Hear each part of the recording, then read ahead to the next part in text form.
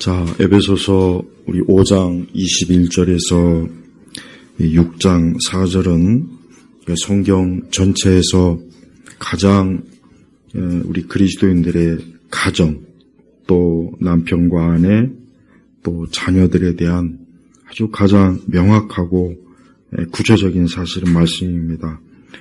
그래서 우리 그리스도인들은 우리가 항상 명심해야 될 것은 우리의 모든 그러니까 우리 그리스도인의 모든 그 토대는 어디에 있냐면 항상 교회와 예수님에게 늘 관계되는 거예요. 여러분, 이 세상에서도 가정에 대해서, 남편과 아내에 대해서, 또 자녀에 대해서 정말 유익하고 좋은 가르침 굉장히 많습니다. 그러나 거기에는 뭐가 빠져 있습니까? 교회가 없습니다. 또 거기는 그리스도가 없어요. 그래서 바울 사도는 그냥 단순히 부모와 또 자녀들끼리 서로 잘 지내라, 남편과 아내가 서로 잘 지내라, 이런 교훈을 주지 않습니다. 그런 교훈은 세상에서도 얼마든지 있는 교훈이에요. 그래서 항상 보니까 오늘도 우리가 보면 알겠지만 21절에 그리스도를 경외하는, 또 23절에 보면은 그리스도께서 교회에, 또 24절에는 그리스도께 복종하듯이, 또 25절에는 그리스도께서 교회를 사랑하시고, 26절에는 그리스도께서 교회를 물러, 또 27절에는 교회를, 또 29절에도 그리스도께서, 계속해서 뭐가 나옵니까? 예수 그리스도와 교회가 나오는 거예요. 그래서 우리 성도들은 항상 우리의 가정이나 우리 모든 가족들에 대해서 누구와 연계되느냐? 예수님과 연계되고 교회가 연계되는 거예요. 이것은 굉장히 중요한 일입니다. 왜 그렇습니까? 그것은 우리가 이제 더 이상 이 땅에만 속한 자가 아니라 우리는 예수님께 속한 자요, 또 우리 자신이 이제 교회, 그리스도의 몸 된 교회의 구성원이기 때문에 그러는 거예요. 네. 그래서 하나님께서는 오늘 특별히 아내와 남편, 또 가정, 또 부모와 자녀, 이 모든 것들을 무엇과 항상 예수님과 교회와 연계시켜서 우리가 그분과 함께하기 때문에, 또 그분과 연계되기 때문에 우리는 그분 앞에서 우리의 가정이나 우리의 가족들을 돌아보라, 바로 이것입니다. 그래서 이 땅에서 가장 복된 가정과 또 가장 복된 가족은 누구냐? 그것은 바로 예수님과 함께하고 또 교회를 섬기는 가정, 또 교회를 섬기는 가족들, 그들이 가장 축복되고 행복한 거예요. 하나님 믿지 않는 사람들 가운데서도 참 복되고 또 어쨌든 좋은 가정이 있긴 하겠어요. 하지만 거기에는 뭐가 없습니까? 생명이 없어요. 영원한 생명이 없는 거예요. 또한 우리의 가정은, 우리의 가족은 이 땅에서만 의미가 있는 것이 아니라 우리는 장차 어때야 돼요? 영원한 천국에까지 우리가 이르는 거예요. 그러니까 영원한 천국에까지 우리의 가족들, 우리의 가정이 하나님께서 복되게 하실 것이기 때문에 우리 온 성도들은 우리의 가족이나 우리의 가정을 정말 이 세상 그 어떤 것보다도 영적으로 어때요? 귀하게 여기고 또 소중하게 여기고 또 이 일에 있어서 우리가 정말 기도를 많이 하고 또 항상 어때요? 항상 하나님의 말씀의 교훈으로 우리가 잘 가꾸고 또 유지해야 됩니다. 그럴 때 하나님께서 참 그 가족과 가정을 기뻐하시는 거예요. 무엇보다도 우리가 가장 먼저 알아야 될 게 뭐냐? 우리가 한 가지 알아야 될 것은 우리 가족 한 사람 한 사람이 죄인이라는 걸 알아야 됩니다.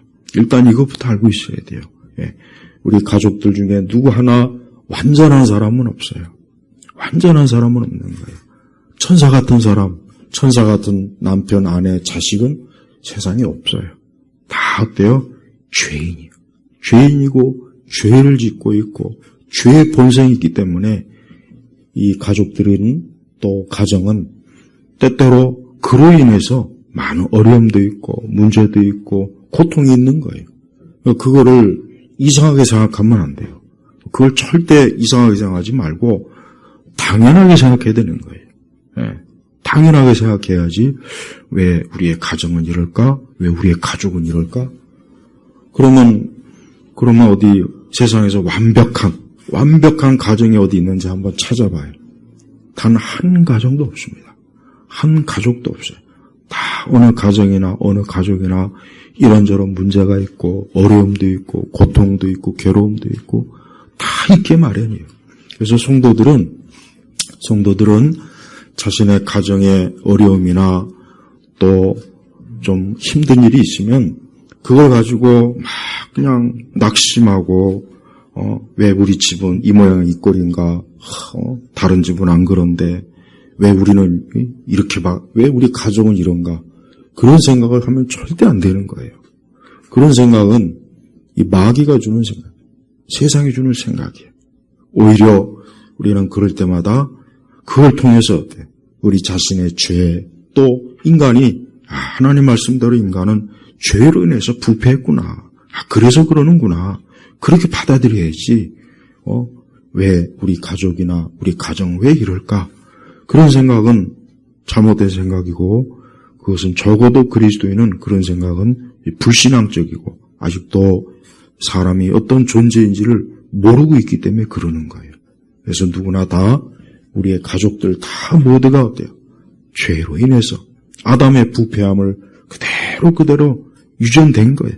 그래서 온 가족들 다 사실은 어때요? 죄인이고 죄의 본성이 있고 죄의 타락이 있고 그 죄로 인해서 어떤 문제도 어려움도 생긴다 하는 것을 가지고 바라본다면 그러면은 조금 더 이제 모든 것들이 좀 이해가 되고 또 그 바탕 위에서 어떻게 할 것인가 하는 것이 나오는 것이요. 두 번째는 우리 온 성도들의 가정이나 우리 가족들은 무엇보다도 우리가 하나님 안에서 온전해져야 돼요. 우리가 하나님 안에서 온전해져야 돼요.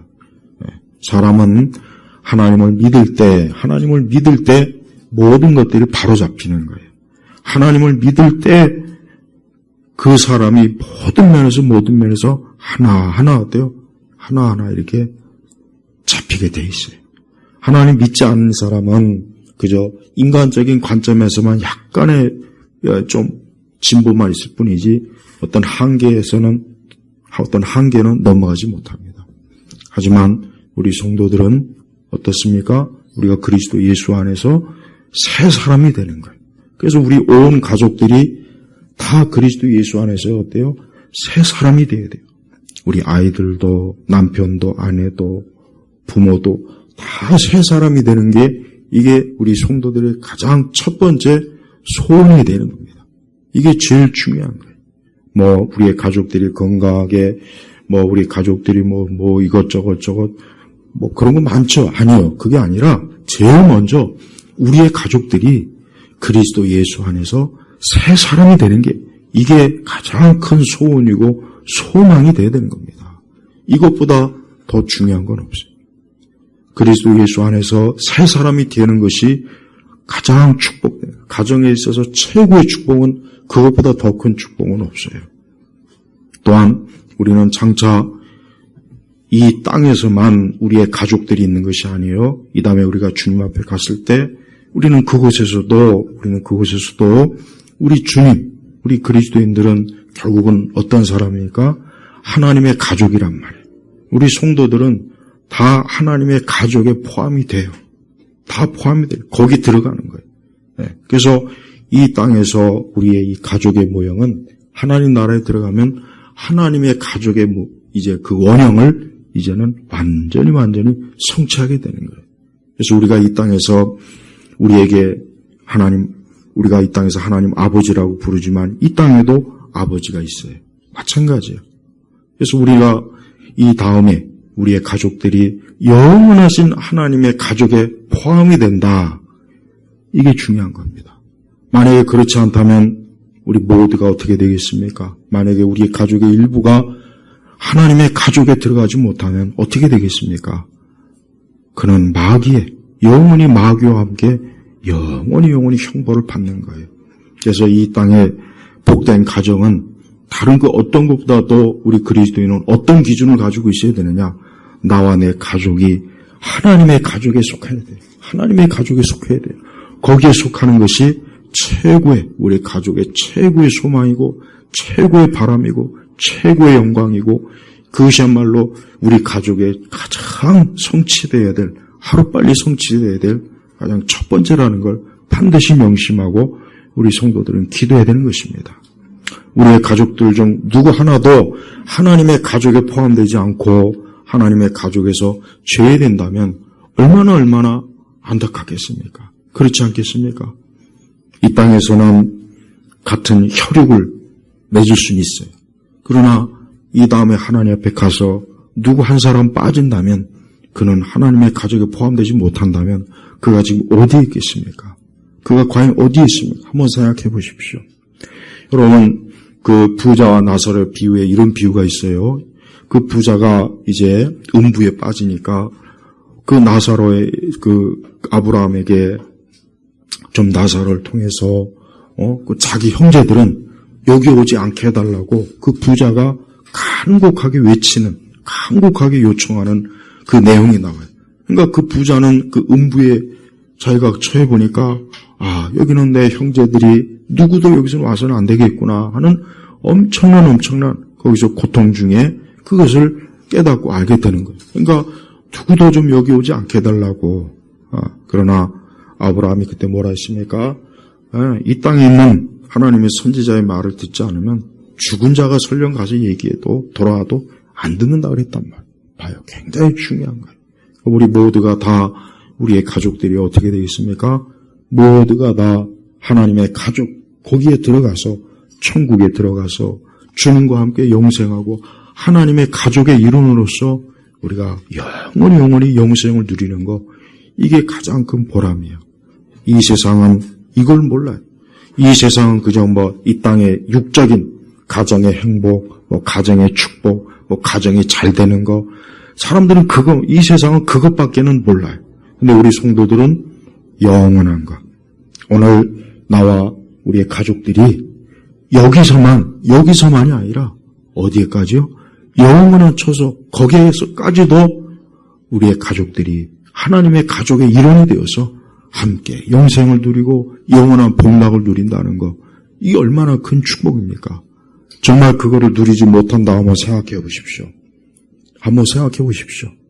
우리 성도들도 그러한 일에 있어서 좀 너무 무디다는 생각이 들어요. 우리 그리스도인들이 좀 무디다.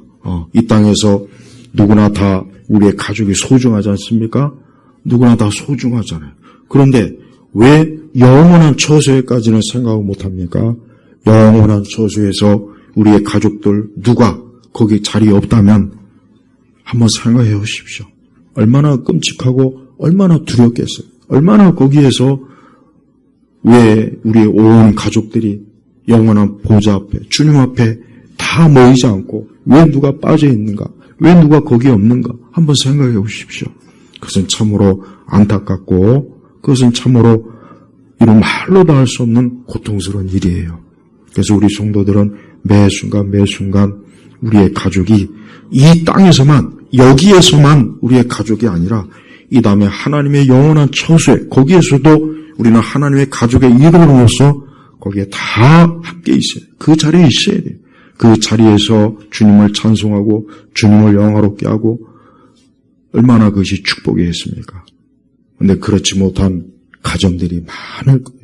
온 가족이 다 하나님의 가족에 들어오지 못한 그런 가정들이 얼마나 비일비재할 것이고, 또 그보다 더 안타까운 것은 이 땅에서는 비록 육적인 혈육의 가족을 형성하겠지만 이 다음에 처소 앞에 가서는 거기에 가족 중에 누구는 빠져 있을 것, 한번 그거 생각한다면 끔찍한 거예요. 그래서 우리 성도들은 매일매일 가정을 위해서 기도할 때 어떤 기도를 해야 되느냐? 우리 온 가족이 다 하나님의 보호자 앞에 다 이르게 해달라고 기도해야 돼요. 그것만큼 중요한 건 없어요.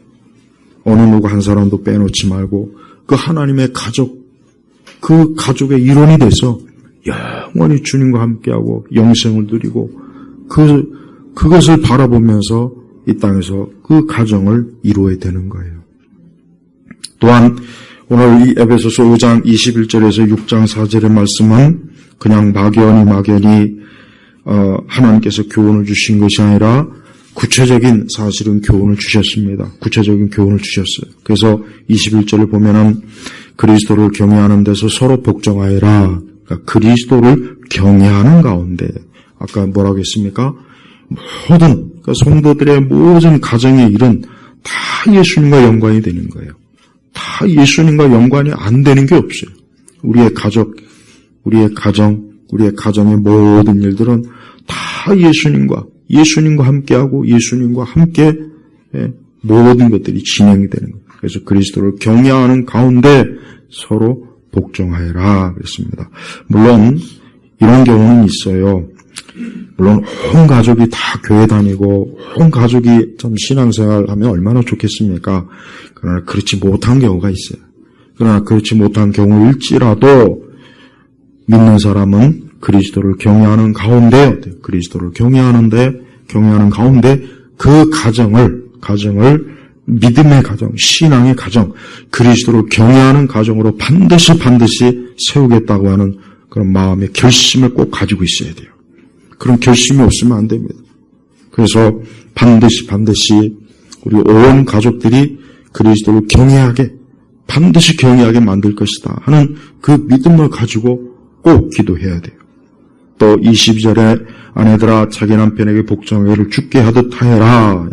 아내들아 자기 남편에게 복종하기를 주께 하듯 하여라. 여러분 이 말씀은 여기 자기 남편은 믿든지 믿지 않든지 그하고는 상관없어요. 믿든지 믿지 않든지 아내는 남편에게 순종하는 것을 하나님이 기뻐하는 거예요. 물론 어떤 경우는 모든 걸 다 순종하라는 건 아니에요. 모든 걸 다 그렇게 하라는 건 아닙니다. 그러나 일반적이고 보편적이고 마땅히 해야 될 것은 복종하고 따르라 그 뜻이에요. 근데 지금 우리 세대가 어디 그럽니까? 안 그렇잖아요. 우리 세대가 오늘 사실 우리 세대에는 성경 말씀을 떠나서 성경 말씀을 제하고서라도 보편적인 그런 인간의 관점에서조차도 사실 가정이 참 온전하지 못한 가정들이 너무 많이 있습니다. 그만큼 사람들이 더 악하고 더 그 타락한 본성의 영향을 더 깊이 받기 때문에 그래요. 옛날 우리 부모 세대나 그 이전 세대에 비하면 훨씬 이런 부분에 있어서는 많이 무너진 것은 아마 우리 서로 다 잘들 알고 있을 겁니다. 그래서 아내들아 자기 남편의 복종하기를 주께 하듯 하여라. 왜 그래야 되느냐? 23절에 이는 그리스도께서 교회의 머리신과 같이 남편이 아내의 머리이기 때문이다. 그분은 친히 몸의 구주이시다. 그러니까 성경적으로 영적으로 그러니까 아내의 머리는 남편이에요. 근데 이것이 왜 그러느냐? 마치 그리스도께서 교회의 머리이기 때문에 그 순서대로 아내가 어때요? 아내의 머리는 어때요? 남편이라는 거야, 남편. 물론 지금은 거꾸로 됐죠.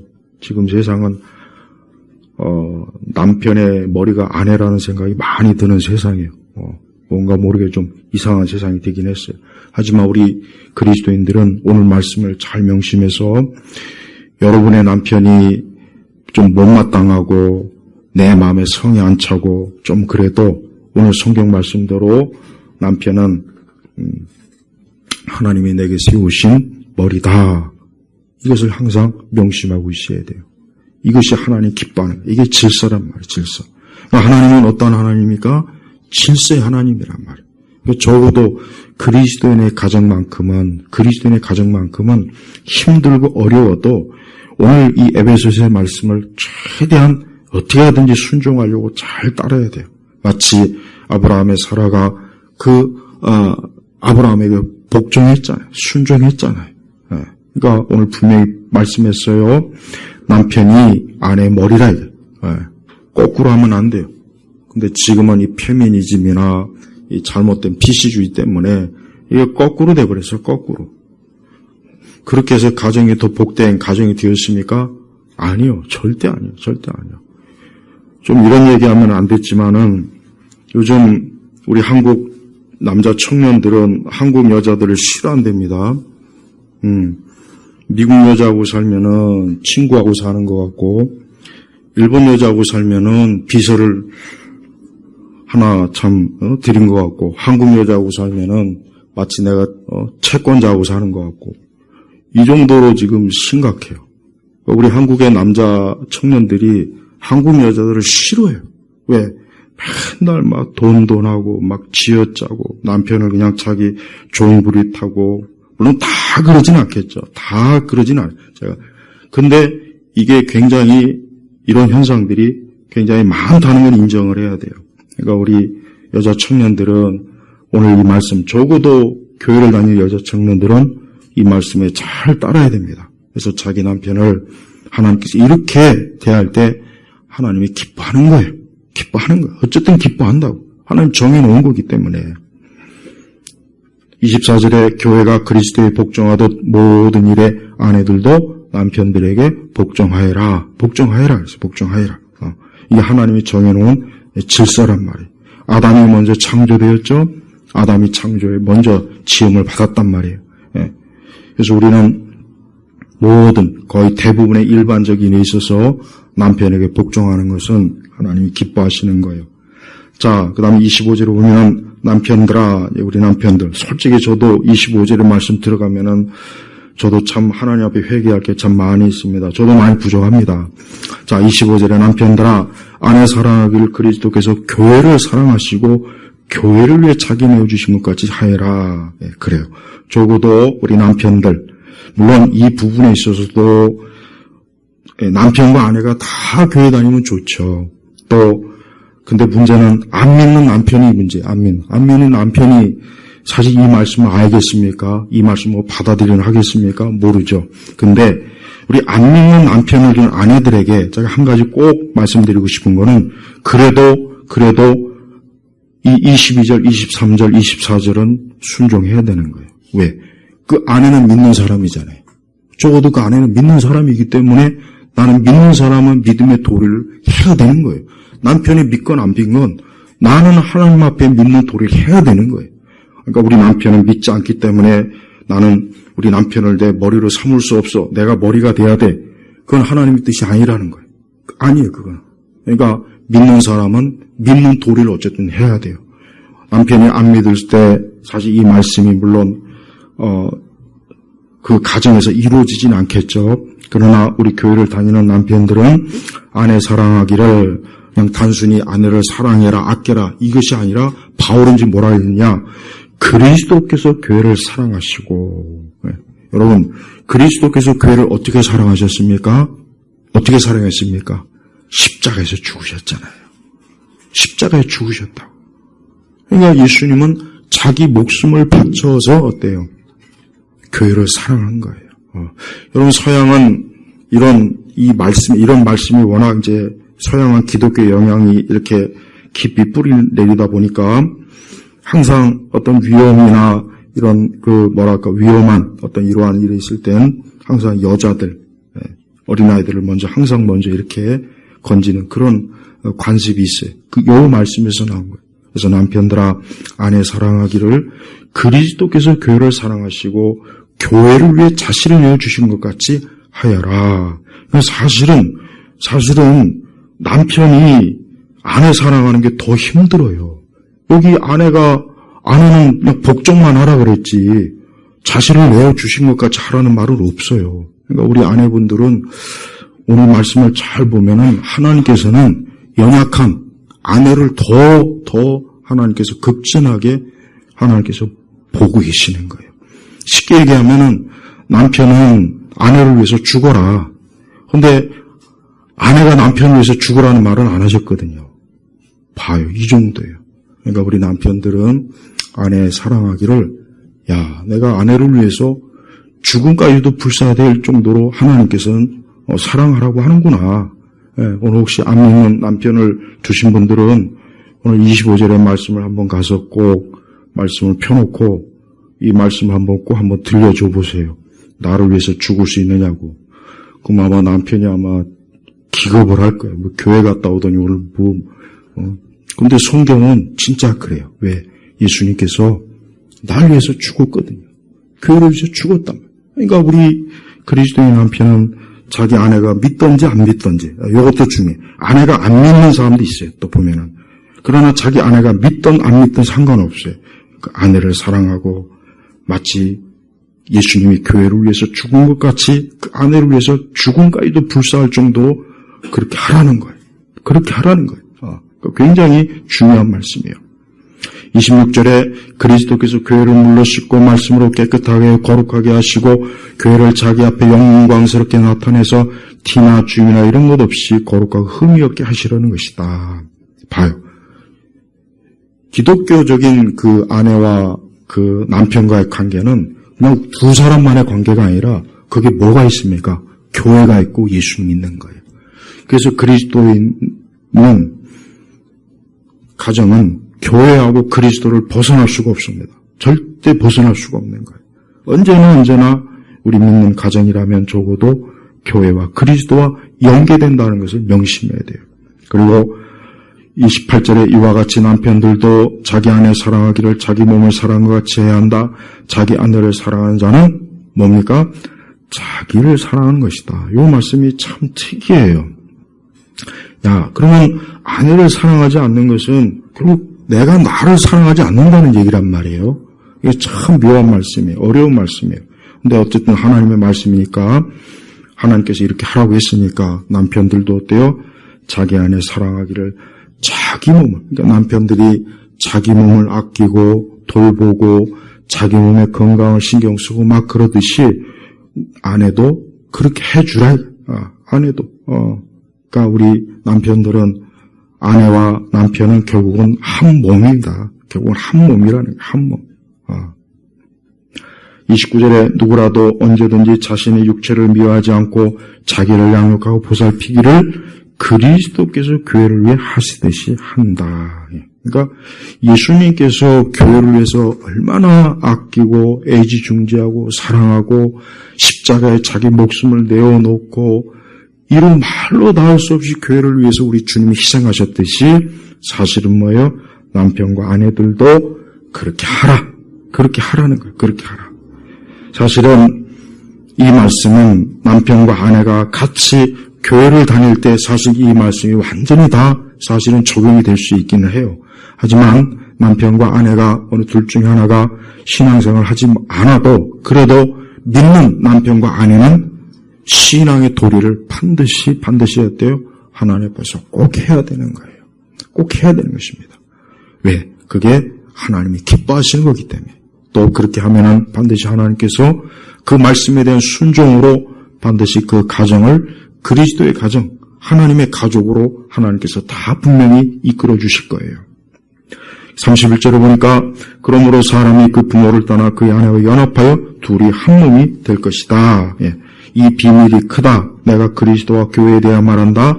그러나 너희도 각각 자기 아내 사랑하기를 자기 몸같이 하고 아내도 남편을 경외하여라. 경외하여라. 그러니까 하나님께서 기뻐하시는 남편과 아내의 관계는 어때요? 서로 사랑하고 경외하고 그리고 그 둘 사이에는 교회가 있는 것이에요. 그 둘 사이에는 예수님이 있는 거예요. 예수님의 십자가의 희생이 있는 것이고 그분의 고난이 있는 것이고 그분이 교회를 애지중지하고 사랑하고 아끼는 것처럼 그 가족 남편과 아내는 그렇게 하는 것이 하나님이 기뻐하는 것이다. 여러분 세상에 많은 남편과 아내에 대한 많은 책들이 여러분 서점에 가면은 지금 이 시점 되면은 엄청나게 많습니다. 많은 심리학자들, 가정 연구한 학자들이 많은 책들을 써놨지만 그 모든 책들을 다 쌓아놔도 오늘 이 말씀하고는 비교가 안 되는 거예요. 왜? 거기에는 예수님이 없어요. 교회가 없어요. 그래서 우리 성도들은 항상 매사 항상 어때요? 우리의 가정과 우리의 가족은 언제나 교회, 언제나 그리스도께서 있기 때문에 이것은 우리끼리만의 가족이 아니에요. 우리끼리만의 가족이 아니라 이 가족과 이 가정에는 언제나 예수님과 교회가 있다는 생각을 꼭 가지고 있어야 돼요. 그런 생각을 가지고 두 사람이 살 때 그 가정이 복된 가정이 되지 않겠습니까? 복된 가정이에요. 또 우리는 예수님께서 우리의 허물과 죄를 얼마나 많이 용서하셨을까 한번 그건 생각해 보십시오. 제가 아까 서두에 얘기했지만 절대 여러분 우리 가족들을 이상적으로 바라보면 안 돼요. 절대 우리의 가족들을 이상적으로 봐지 말고 다 죄인이에요. 본성이 불피했다고. 문제가 많단 말이에요. 그러니까 가족은 문제가 없을 수가 없어요. 천사들끼리 모여있으면 거기에 아무 문제 없습니다. 그러나 죄인들끼리, 우리 자녀들도 죄인이요, 남편도 죄인이요, 아내도 죄인이에요. 그러니까 어때요? 그 죄인들끼리 모여있으니 거기에서 충돌이 없을 수가 없죠. 문제가 없을 수 없죠. 다툼이 없을 수 없죠. 많은 어려움이 없을 수가 없어요. 자, 그러면 우리 예수님께서 우리를 보실 때 우리에게 문제가 없습니까? 우리는 우리의 죄를 예수님께 용서해 달라고 그래요. 우리의 허물을 덮어달라고 그래요. 우리를 긍휼과 사랑으로 하나님 좀 용서해 달라고 그래요. 그럼 우리 주님은 기꺼이 그렇게 해주셔요. 또 기꺼이 해주셔요. 마찬가지예요. 우리는 우리의 가족들이 잘못하면 마치 그리스도께서 내가 나의 죄를 용서하시고 나의 허물을 덮으셨던 것처럼 우리의 가족들에게도 그대로 해줘야 그게 하나님이 기뻐하시는 거예요. 바로 그 원리입니다. 근데 이게 힘들어요. 이게 힘들다. 하지만 그래도 반드시 그렇게 해야 돼. 그래서 우리 성도들은 그런 노력을 해야 되는 거예요. 우리의 가족들이 다 아담의 부패한 본성을 갖고 있기 때문에 다 문제가 있고 어려움이 있고 모순도 있고 잘못한 게 있다. 하지만 예수님께서 나를 용서하시고 나에게 긍휼과 자비를 베푸시고 내 허물을 덮어주시고 내 부끄러움과 수치를 가려주셨다면 나 역시 내 가족들에게 그래야 되는 게 어때요? 마땅한 거예요. 마땅한 거예요. 그래서 온 가족들이 서로 이러한 마음을 가지고 산다면 그 가정이야말로 가장 축복된 가정이 되는 거예요. 그래서 그러한 가정은 세상에서 최고의 가정이에요. 여러분 이 세상에 돈이 많은 가정이 행복한 가정 솔직히 봤습니까? 없어요. 솔직히 말해서 없어요. 돈이 엄청나게 많은 가정이 행복하다는 얘기인데 이제까지 들어본 적이 없어요. 헐리우드의 그 배우들 보십시오. 그들이 행복하다는 얘기 있습니까? 극히 없습니다. 극히. 그렇게 호화로운 집에서 그렇게 호화로운 생활을 해도 어때요? 그들의 가정은 얼마나 많은 문제들이 막 차고 넘치고 막 왜 그렇습니까? 거기에 그리스도가 없어서 그래요. 예수님이 없어서 그러는 거예요. 일반 보통 가정도 똑같아요. 그냥 우리끼리 재밌게 잘 살자가 아니에요. 그렇게 살아도 그 가정은 결국은 어때요? 하나님의 축복이 없는 가정이기 때문에 복된 가정이라고 할 수 없어요. 하지만 예수님이 함께하는 가정은 그 가족은 최고의 가정이요 가장 존귀하고 영광스러운 가정이에요. 유럽의 왕실의 역사를 보면은 아주 비참합니다. 비참해요. 뭐 정말 막장 드라마 있다고 하지만 유럽의 왕실의 그 역사들을 보면은 거기에 비하면 아무것도 아니에요.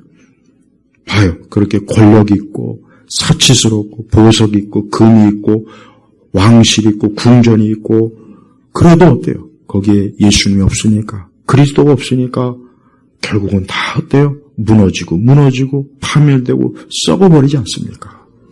그래서 우리 성도들은 지금 같은 이런 시기에 지금같이 이렇게 악한 원수 마귀가 가정을 파괴하고 가정을 무너뜨리고 가족이 있으나 그냥 죽은 화석과 같은 그런 가정들이 많이 있지 않습니까?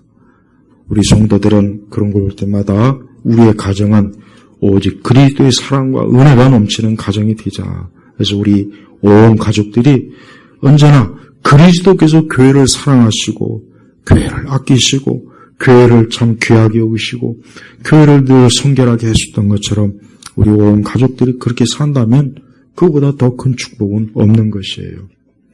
자, 이제 6장으로 넘어가겠습니다. 에베소 6장. 자, 자녀들아 주님 안에서 너희 부모에게 순종하여라. 이것이 옳은 일이다. 내 아버지와 어머니를 공경하여라. 이것이 약속 있는 첫 계명이니 내가 잘되고 땅에서 장수하려는 것이다. 또한 아비들아 너희 자녀들을 노엽게 하지 말고 주님의 훈계와 교육으로 양육하여라. 예. 오늘 6장의 에베소서 6장의 이 말씀은 이 자녀와 이 부모의 관계를 얘기하는 것입니다. 그렇습니다. 우리 모두 누군가의 자녀고 또 누군가의 또 부모이고 앞으로 부모가 될 거예요. 그래서 이 말씀도 우리가 잘 명심해야 돼요. 우선 자녀들아, 우리 모든 자녀들은 주님 안에서, 자 보십시오. 여기도 뭐라 했습니까?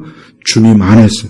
그러니까 하나님께서 우리 자녀들이 주님 안에서 너희 부모에게 순종하는 거, 이것이 못하겠습니까? 옳은 일이다. 그러니까 자녀가 주 안에서 순종하지 않은 것은 어때요? 그릇되다는 거예요. 이탈한 거예요. 벌써 탈선한 거예요. 탈선한 거예요. 그러니까 하나님 보시기에는 잘못된 거예요. 심히 잘못된 거예요. 우리가 성경에서 보면은 아브라함이나 이삭이나 야곱, 특히 야곱과 에서 보십시오.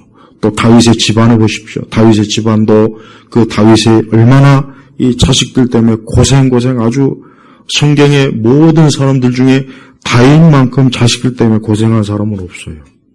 다윗만큼 자식들 때문에 피눈물 흘린 사람이 세상에 하나님 마음이 합한 사람 다윗이라는 게 참 그게 진짜 묘합니다. 참 그게 묘해요. 우리가 이 땅에서 우리의 자녀들이 좀 그릇되고 잘못된 길로 갈 수 있다는 그것을 인정 못하면 안 돼요. 인정을 해야 돼. 그럴 수 있다. 그럴 수 있다. 그럴 수 있는 거예요. 그럴 수 없다면 그게 오히려 이상한 거죠. 왜? 자녀들도 다 타락한 본성이 있거든. 우리 아이들도 다 결국은 아담의 그 죄의 유전을 그대로 받은 거예요. 이 아이들도 그 속에는 어때요? 이 죄악의 씨앗이 그 속에 어때요? 엄청나게 있어요.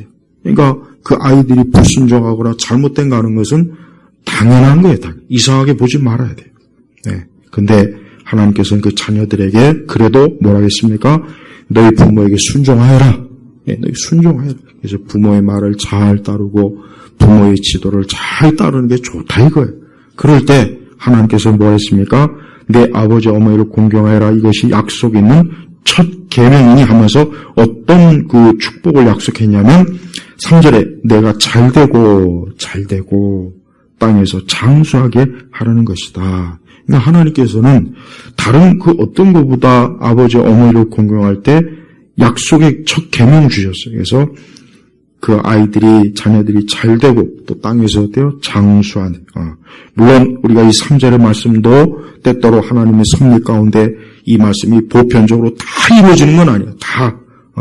그러나 대체로 하나님께서는 그 자녀들이 부모에게 잘 순종했을 때 잘되고 또 땅에서 장수하는 그런 복을 하나님이 주셔요. 예, 진짜 보편적으로 부모에게 잘하는 사람은 장수해요. 진짜 보면 그렇더라고요. 또 잘된다 그랬단 말이에요. 이 잘된다는 건 뭐예요? 그의 삶이 평탄하다 그래요. 우리 세대는 참 어려운 문제가 뭡니까? 부모님을 충분히 공경하지 못해요. 사실은 솔직히 그래요. 부모님을 충분히 공경하지 못하고 또 그러고 싶어도 환경이나 여건이 안 되는 경우도 사실 많이 있어요. 근데 한 가지 중요한 것은 우리 그리스도인은 오늘 이 말씀처럼 내 아버지 어머니를 어때? 이 공경하라는 것은 무슨 꼭 물질이나 무슨 뭐 겉으로 그것만 사실 얘기하는 것이 아니라 그 마음으로 부모를 사랑하라는 얘기죠. 부모를 사랑하는 거예요. 부모를 버리거나 부모에게 냉정하게 대하거나 부모를 참 천시하거나 그러지 말라는 거예요. 절대 그렇게 하면 안 된다. 그래서 부모를 항상 어때요? 귀하게 여기고 아끼고 소중하게 여기는 거예요. 마치 어때요? 부모님들이 우리가 자랄 때 우리를 소중하게 여기고 아끼고 귀하게 여겼잖아요. 마찬가지. 이제 부모님이 나이가 들고 그러면 우리가 자녀가 어때요? 부모님의 손을 잡아줘야 돼요. 어릴 때는 부모님이 우리를 잡아줬잖아요. 이제 부모님의 나이가 들면 우리가 부모님의 손을 잡아줘야 되는 거예요. 그게 원리, 그게 하나님 기뻐하시는 거예요. 저는 기독교가 부모를 모르는 종교라 이렇게 말하는 사람들이 있으면은 기독교만큼 부모 공경을 강조하는 그런 종교는 없어요. 없습니다. 뭐 옛날 우리 유교, 그 유교는 다 그저 남에게 보이려고 하는 짓이야. 남에게 보이려고. 그래서 남에게 보이려고 자기 체면 그것 때문에 할지 진짜 뭐 부모를 공경해서 하는 겁니까? 난 그렇게 안 봐요. 그렇게 볼 수가 없어요. 하지만 기독교는 어때요? 마음에서부터 정말 그 마음에서부터 그 부모를 사랑하고 귀하게 여기는 그 마음을 가지고 있는 사람, 그 사람이 하나님의 축복을 받고 하나님의 돌보심을 받는 거예요. 그래서 우리 자녀들은 항상 매사에, 지금 우리 세대는 자녀들을 거역해라, 자녀들이 부모를 거역해라, 부모에게 반항해라, 부모를 멸시해라, 부모를 미워해라. 우리 세대의 문화가 그런 식으로 아이들에게 세뇌를 줘요. 참 안 좋아요. 위험한 거예요. 그럴 때 우리 그리스도인들은 항상 이 하나님의 계명의 말씀으로 자녀를 항상 늘 참 주님에게, 그래서 여러분 어릴 때부터도 이 말씀을 꼭 가르쳐야 돼. 어릴 때부터도 가르쳐야 된다고. 가르쳐서 부모를 공경하는 것은 하나님이 기뻐하시는 것이고 네가 잘 되는 것이고 네가 이 땅에 사는 동안 내내 너에게 복이 되는 것이다 하는 것을 어릴 때부터 꼭 가르쳐줘야 돼요. 그럼 그 아이들은 반드시 그 말씀대로 따라갈 겁니다. 4절에 보면 또한 아비들아 너희 자녀들을 노엽게 하지 말고 주님의 훈계와 교육으로 양육하여라 그랬습니다. 이 사전 말씀도 참 귀합니다. 즉 우리의 자녀들을 양육할 때 세상에서 제일 어려운 게 자녀의 양육이에요. 이게 세상에서 제일 어렵습니다. 차라리 개나 동물은 조금 훈련시키면 잘 따라와요. 근데 자녀는 아니에요. 자녀는 내가 낳은 자녀라고 해서 그 아이가 과연 내가 바라는 대로 크고 내가 원하는 대로 그 아이가 자라겠습니까? 절대 그렇지 않습니다. 그러니까 아예 그런 기대를 접어야 돼. 그런 기대를 접고 그 대신 우리는 어때요? 주님의 훈계와 교육으로 양육하여라 그랬습니다. 신명기에 봐도 이 말씀이 나와 있죠. 그러니까 우리는 매사에 어때요? 여러분 학교에서도 훈계와 교육을 하죠. 저는 이 학교에서 하는 훈계와 교육이 아이들을 다 망치고 있어요. 지금 현 세대 아이들을 다 망칩니다. 다 망쳐요. 그러니까 이 아이들이 나중에 20대 성인 돼도 마찬가지고 30대가 돼도 똑같을 거, 40대가 돼도 똑같을 거란 말이에요.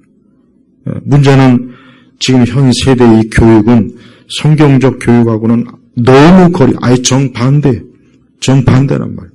그래서 부모 말에 반항하고 거역하고 어른을 공경하지 않고 그저 지 멋대로 지 마음대로, 이게 우리 세대 드라마 영화에서 가르쳐 주는 거예요. 근데 그런 것들을 이 세뇌를 받다 보니까 이 아이들이 어때요? 부모를 멸시하고 무시하고 부모에게 불순종하고 반항하고 자기 멋대로 한단 말이에요. 바로 그렇기 때문에 우리는 어떻습니까? 주님의 훈계 교육으로. 그러니까 매사에 우리가 항상 하나님 말씀으로, 특히 잠언서에 보십시오. 잠언서에 보면은 아이들을 어떻게 훈계하고 교육해야 될지 잠언에 많이 나와요. 그래서 우리 성도들은 잠언의 말씀을 아이들한테 많이 읽혀야 됩니다. 아주 잠언의 말씀을 계속 가지고 가정 예배를 드리세요. 잠언의 말씀으로 자꾸 반복해서 드려야 돼요. 그러면 거기에 모든 주님의 훈계 교육이 다 나와 있어요. 이 땅의 철학자들, 이 땅의 선생님들, 이 땅의 교사들, 이 땅의 사상가들은 절대 우리의 자녀들을 좋게 양육할 수 없어요.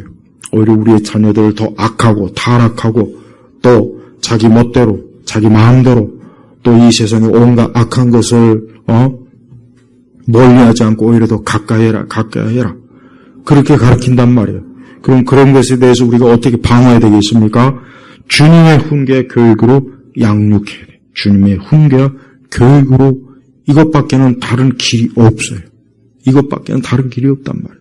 그래서 계속해서 아이들이 하나님의 말씀, 하나님을 경외하고 하나님을 섬기고 하나님의 성품과 그분의 속성과 그 모든 것들을 조금씩 배워가면서 아이들이 어때요? 자랄 때 그 아이들이 어때요? 이 세상의 세속적인 교육에서부터 나쁜 것들을 잘 방어하고 차단할 수가 있습니다. 여러분, 이 세상은, 이 마귀는 어린아이들과 또 이 어린아이들, 이 아이들 청소년들을 이 마귀는 어떻게 하면 더 일찍 죄악으로 이끌까? 타락하게 만들까? 절대 교회와 성경을 가까이 하지 못하게 할까? 하나님 말씀을 듣기 못하게 할까? 이 마귀는 늘 그 방법을 연구합니다. 그래서 이 서구 역사도 보십시오. 그렇게 오랜 동안 성경을 가르치고 하나님 경외하는 것을 가르쳤던 곳들이 이제 성경도 제거해버리고 예배도 제거해버리고 기도 시간도 빼버리니까 아이들이 어떻게 됩니까? 아이들이 그냥 짐승이 돼버리잖아요. 그래서 마약을 하고 술을 먹고 자기 마음대로 난동을 피우고 부모를 멸시하고 이 세상의 문화에 깊이 빠져서 거기에 푹 빠져갖고 인생을 그 귀중한 시간을 낭비하고 그렇게 살지 않습니까?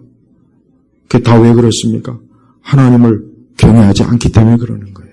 하나님을 경외하면 아이들에게 있어서 모든 면에서 좋아요. 아이들의 생각과 마음과 정신 다 좋습니다. 근데 문제는 현 세대는 이 학교가 학교가. 저는 이 학교가 너무 나빠요. 너무 나쁘고, 저는 지금 만약에 우리 아이들이 지금 어린아이면 난 학교 안 보낼 것 같아, 진짜. 저런 거지 같은 학교, 왜 저런 괴물과 같은 선생들한테 왜 우리 아이를 맡기지? 우리 아이들의 정신과 마음과 영혼을 저 선생들이 완전히 사단에게 사로잡히게 할 텐데 왜 내가 저것들한테 내 아이를 맡기지? 난 절대 안 할 것 같아요. 차라리 학교를 안 보내면 안 보냈지. 그러니까 하나님 말씀으로 아이들을 교육시키지 않으면은 그거는 부족한 거예요. 그래서 옛날 미국의 1920년대, 30년대, 40년대까지는 대학교 학장 총장들이 다 누구인지 아십니까? 전부 다 목사님들이었어요. 전부 다 목사님들이었어요. 왜? 젊은 아이들을 가르치려면은 목사님들이 그 젊은 아이들에게 성경을 가르치고 하나님 경외하는 걸 가르쳐야 그 아이들이 앞으로 세상에 나가서 세상을 유익하게 하는 일꾼이 되게 하기 때문에 그래요. 근데 이제 40년도 넘어서부터는 이제는 목사님들이 학교에서 쫓아내버리고 거기에서 심리학자, 재수학, 무슨 학자들이 총장이 돼버렸어요. 그때부터 이제 그 대학생들이 그 시대부터 나 술이나 먹고 노름이 나오고 마약이 나오고 집에서 반항하고 뛰쳐나오고 그렇게 돼버린 거예요. 봐요. 하나님 말씀대로 아이들을 양육할 때는 젊은 애들이 어때요? 신사적이고 자기 자신을 하나님을 경외하고 두려워할 줄 알고 매사에 조심스럽고 잘하는데 하나님에 대한 말씀에 경외함이 없는 그 교육을 벗어나고 나서부터는 어때요? 그냥 짐승이 돼버리는 거예요. 여러분 사람은 비록 영혼이 있지만 하나님을 경외하지 않으면 그냥 살아있는 짐승이 됩니다. 그냥 살아있는 짐승이에요. 한번 보십시오. 이 세상을 보십시오. 하나님을 경외하지 않는 사람들이 저지른 일들이 얼마나 끔찍한 일들이 너무 많습니다. 그게 사나운 짐승보다 더하면 더했지 더러운 게 덜하진 않다고요. 사자나 맹수는 다룰 수 있지만 사악한 인간은 하나님이 아니면 통제할 수가 없어요. 통제가 안 돼요. 힘들어요. 그래서 우리 아이들을 철저하게 어때요? 주님의 훈계 교육으로 양육해야 돼요. 주님의 훈계 교육으로 양육을 했더라면 정말 참 인류를 위해서 세상을 위해서 굉장히 유익하게 될 사람들이 어릴 때 마르크스나 레닌, 공산주의 사상, 이념, 그 다음에 잘못된 무신론 철학, 반기독교적인 이런 걸 어릴 때부터 받아들여갖고 그들이 결국은 나중에 성인이 되어서 괴물이 되어갖고 수천만 명을 학살하고 죽이고 수많은 사람들을 괴롭히고 파괴하는 조직을 만들고 이 세상에 체계를 만들어 놓고 그 짓을 했단 말이에요. 그리고 마귀를 숭배하고 여러분 서양의 엘리트들은 그 마귀 숭배자들이 분명히 있습니다. 어떤 사람은 그거를 자꾸 음모론으로 얘기하는데 절대 아니에요. 서양의 엘리트들은 아주 고대부터 이 마귀 숭배에 깊이 쩔은 애들이란 말이에요. 그러니까 그런 애들이 세계적인 기업, 정치, 군 이런 것들을 뒤에서 다 조종을 한다고요. 걔들은 적그리스도의 하수인들이에요. 봐요. 이 세상이 지금 이렇게 지옥 같은 게 왜 그런지 아십니까? 하나님을 대적하는 자들이 이 세상의 주도권을 잡고 하기 때문에 그러는 거예요. 그러니까 우리가 이 세대에서 우리 자녀들을 절대 그런 자들처럼 되지 않도록 하기 위해서는 오직 주님의 훈계와 교육으로 돼요. 양육. 아이들에게 먹을 걸 주고 돈을 주고 아이들에게 교육을 시키는 것만이 전부가 아니야. 그거는 극히 미미한 것이고 중요한 것은 주님의 훈계와 교육이 제일 중요합니다. 이게 없으면은 그 아이들은 결국 나중에는 어때요? 악마의 하수인, 악령의 하수인밖에 될 수가 없어요. 그 아이들은 세상을 더 어지럽게 만들고 악하게 만들고 수많은 사람들을 불행에 빠뜨리고 저주받게 하고 수많은 사람들의 생명과 건강을 파괴하고 그 집밖에 할 일이 없단 말이에요.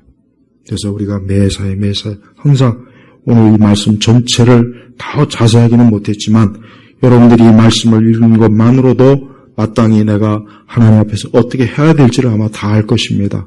오늘 이 말씀대로 우리가 힘써 순종하여 주님을 기쁘시게 하기를 주의 이름으로 축복합니다. 기도하겠습니다. 하나님 아버지 감사합니다. 오늘 5월 첫째 주일이고 오늘 또 귀한 주의 날입니다. 오늘 이 날에 하나님 앞에 기도하게 하시고 또 예배드리게 하시고 생명의 말씀을 보고 듣게 하시고 찬송하게 하신 것 감사합니다. 우리 교우들의 가정을 축복하시고 한 사람 한 사람의 인생을 축복해 주시고 저들의 삶이 기름지고 복되고 위에서 주시는 모든 좋은 것들을 평생토록 아니 영원히 풍성하게 누리는 참으로 주의 거룩하고 축복된 자녀들이 되게 하시옵소서. 예수 그리스도의 이름으로 기도 올렸습니다. 아멘.